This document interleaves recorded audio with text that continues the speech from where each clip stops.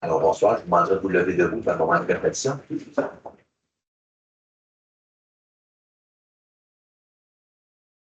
Merci, vous vous asseoir.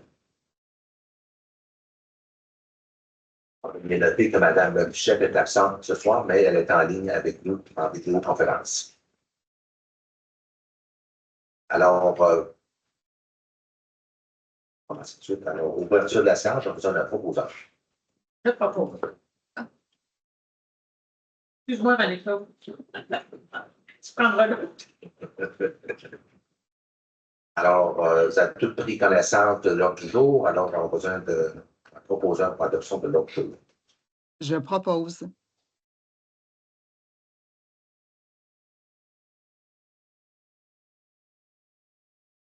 On va aller directement au point numéro 4, première période de questions. Est-ce que nous avons une question en ligne, M. Jean? Donc, les gens, comme d'habitude, avaient jusqu'à 15 heures cet après-midi. On n'a reçu aucune question venant des citoyens en ligne. Si. Est-ce qu'il y a des questions de la salle?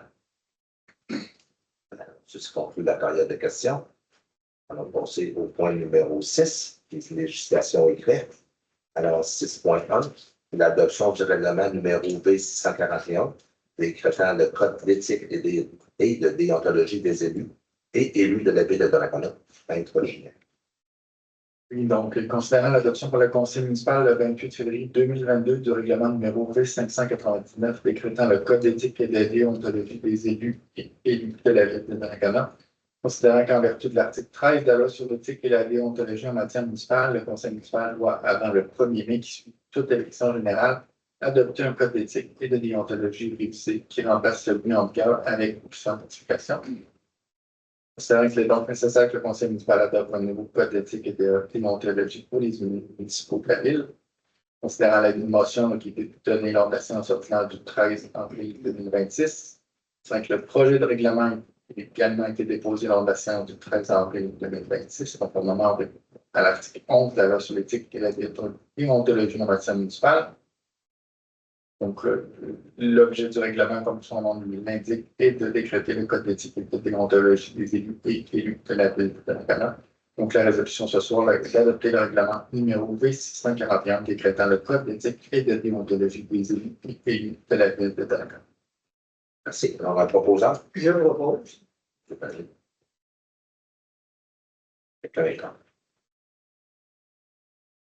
Alors, 6.2, c'est maintenant un avis de motion, modifiant le règlement de zonage numéro V539 afin d'autoriser un nouvel usage et d'augmenter l'indice d'occupation sol à l'intérieur de la zone agricole A13. Comme pour règlement, d'abord, avant l'adoption finale, être précédé d'un avis de motion. Donc, dans un premier temps, c'est l'avis de motion pour un règlement modifiant le règlement de zonage numéro V539 afin d'autoriser un nouvel usage et d'augmenter l'indice d'occupation du sol à l'intérieur de la zone agricole A13. Donc, vous avez un avis de motion. Je dépose l'avis de motion.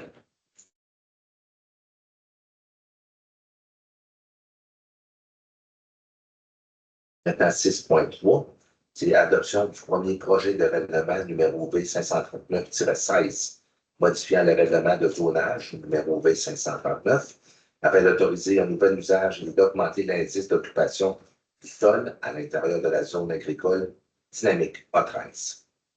Nous considérons que le règlement de zonage numéro V539 est entré en vigueur le 12 février 2014 et que le Conseil peut le modifier suivant les dispositions de la loi sur l'aménagement et l'urbanisme. Considérant qu'une demande de modification au règlement du zonage a été déposée par une entreprise spécialisée dans les travaux d'aménagement paysagers, d'excavation et d'aménagement, considérant que l'entreprise projette de regrouper ses activités sur un site adjacent à la route 138, lequel était auparavant occupé par une coopérative agricole. Considérant que le site visé par ce projet est compris à l'intérieur de la zone agricole dynamique A13, dans lequel sont déjà autorisées certaines activités envisagées par cette entreprise, dont la culture de végétaux en pépinière et un centre de jardinage et d'aménagement paysager. Considérant que la coopérative agricole des Écureuils avait obtenu une autorisation de la Commission de protection du territoire agricole en 1987 pour opérer sur ce site un commerce de vente de fournitures, de matériaux chimiques et moulés destinés aux producteurs agricoles. Considérant que les activités projetées par les demandeurs ne sont pas susceptibles d'engendrer d'impact additionnel comparativement aux usages ayant déjà été exercés sur ce site. ni de créer des problèmes de cohabitation avec les activités agricoles présentes dans le secteur.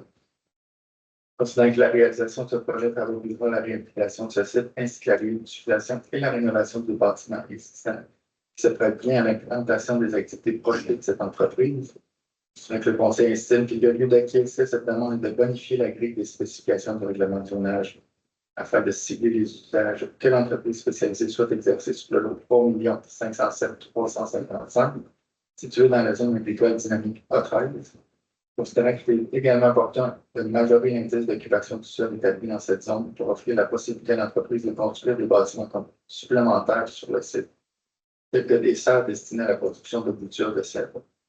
Considérant que ce règlement contient des dispositions susceptibles de faire l'objet d'une demande des personnes intéressées afin qu'il soit soumis à leur approbation conformément à la loi sur les élections et référendums dans la municipalité. Finalement, la résolution ce soir est que le Conseil municipal adopte le premier projet de règlement numéro B539-16, modifiant le règlement de zonage numéro B539 afin d'autoriser un nouvel usage et d'augmenter l'indice d'occupation du sol à l'intérieur de la zone agricole dynamique A13, et que le Conseil fixe la tenue de l'Assemblée publique de consultation pour ce règlement requis par la loi sur l'aménagement et l'urbanisme au lundi 25 mai 2026 à 19h à la salle du Conseil. Ça serait clair, alors on a besoin d'un vote. Je propose. D'accord. Quelqu'un contre? Alors, ceci, on va mettre les points numéro 6, point numéro 7, gestion contractuelle. Alors, 7.1, octroi du mandat de service professionnel relatif à la réalisation du plan directeur d'efficacité énergétique et de décarbonisation de l'aréna et du centre aquatique. Jamais. Oui, donc, considérant le désir de la Ville d'améliorer l'efficacité énergétique et décarbonation de l'aréna et du centre aquatique pour améliorer notamment les coûts et le confort des usagers, considérant qu'il est nécessaire d'octroyer un mandat de service professionnel relatif à l'élaboration d'un plan directeur sur l'efficacité énergétique et la décarbonation pour l'aréna et le centre aquatique, considérant qu'un mandat peut être admissible à des subventions d'Énergie et de Hydro-Québec, considérant qu'on a reçu une offre de service de la compagnie Cinco Réfrigération, division des industries Toromont Limited, et considérant qu'en vertu du règlement V578 sur la gestion contractuelle, la Ville peut conclure un contrat de gré à gré. Donc, le but de la résolution de ce soir est d'octroyer le mandat de service professionnel relatif à l'élaboration d'un plan directeur sur l'efficacité énergétique et la décarbonation à l'entreprise Cinco Réfrigération pour un montant de 33 917,63 incluant les taxes et d'autoriser une dépense du même montant à même le poste budgétaire du Fonds général.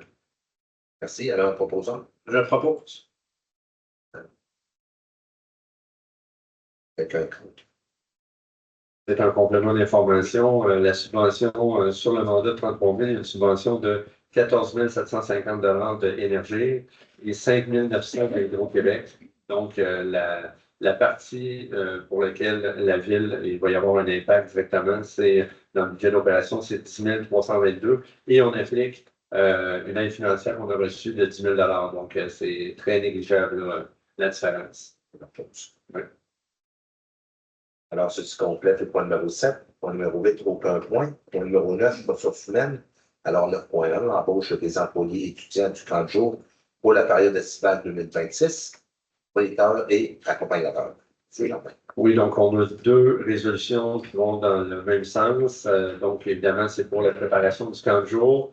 Donc, considérant la nécessité de procéder à l'embauche d'étudiants pour les besoins du camp de jour de la Ville pour la période estivale 2026, les membres du comité de sélection, après la tenue des entrevues et des délibérations pour choisir les candidats, ont retenu les candidatures suivantes.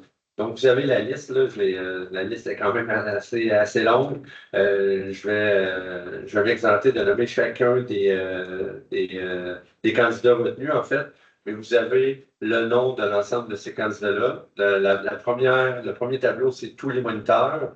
Vous avez là, le nombre d'années d'expérience au camp de jour, donc ça va entre 1 et 6 ans d'expérience pour l'ensemble. Donc, la rémunération, là, on a, pour les moniteurs, ça passe de 17,10 $ pour quelqu'un qui est en première année jusqu'à 18,60 $ pour quelqu'un qui en est à sa 6e année. Donc, vous avez la liste des accompagnateurs également. qui, eux et elles aussi, là, c'est entre la première et la cinquième année. Encore là, ça varie entre 17,10 $ jusqu'à 18,60 $. Donc, la première résolution, c'est pour les accompagnateurs et les moniteurs. Donc, le but, c'est d'embaucher les candidats. Donc, vous avez les membres du conseil, ont tous la liste pour la période estivale, pour les besoins de 30 jours. Les conditions de travail sont celles qui sont déterminées par la Ville pour le poste de moniteur et d'accompagnateur. Merci. Alors, j'en donne un proposant. Je propose. Chef. Quelqu'un contre.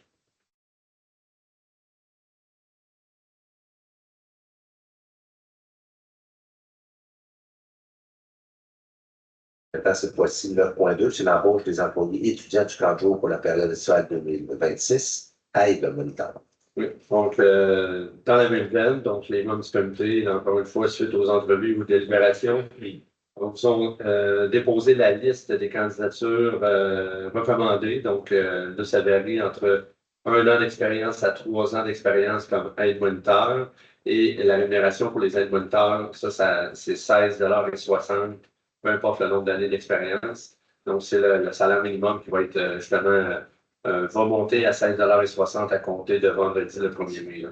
Donc, le but de la résolution est d'embaucher l'ensemble des candidats que vous avez sous les yeux là, pour la période avec les conditions de travail qui sont celles qui sont déterminées par la Ville pour chacun des postes d'aide-moniteur.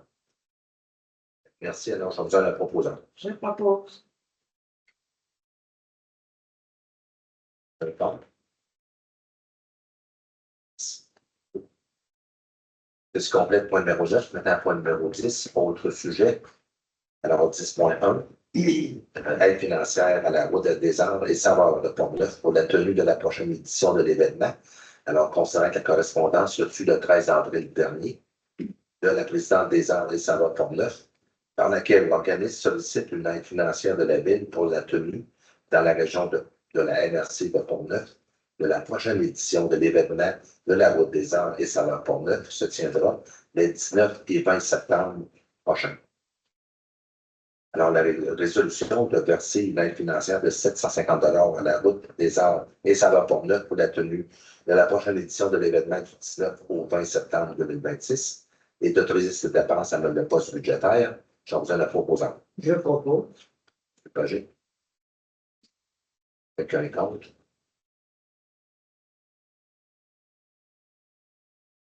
Maintenant, 10.2, appui aux demandes de l'UMQ concernant les restrictions de programme des travailleurs étrangers, temporaires et pertes économiques du Québec. Alors, pour faire part de tous les considérants, je vais aller directement à la résolution. Alors, je m'excuse, Monsieur le maire. Je m'excuse. Juste mentionner là, que je me retire de ce point-là, là, considérant que je suis en conflit d'intérêts. Parfait, c'est noté. Merci.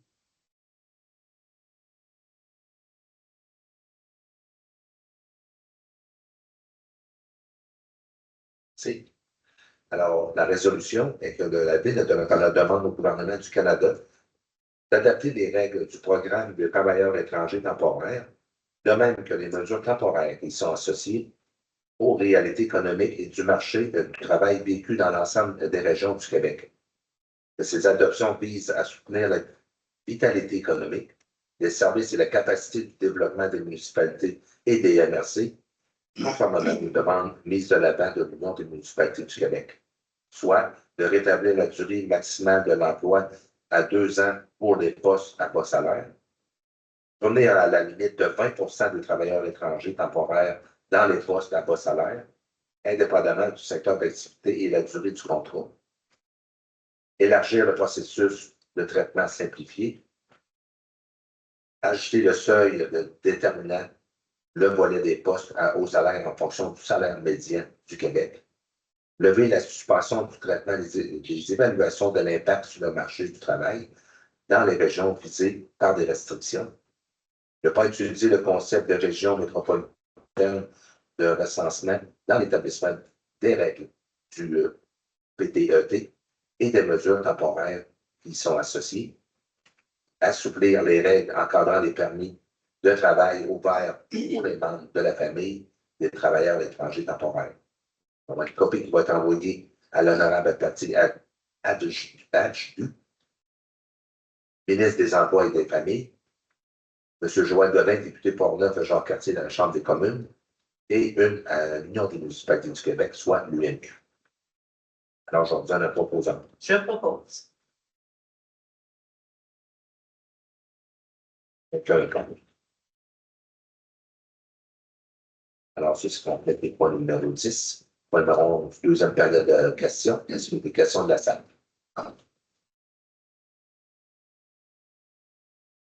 Numéro 12, nous avons nous attendre le plaît. Donc, l'installation nouvelle de mon côté, M. le maire.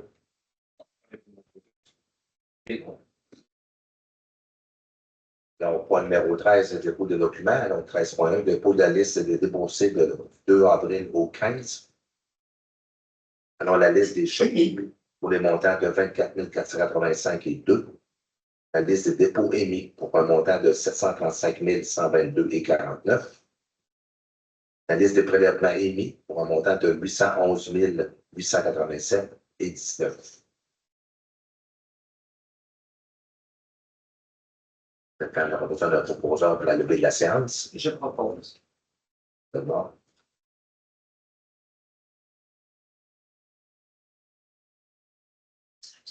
Alors, ceci conclut la séance de conseil du 27 avril.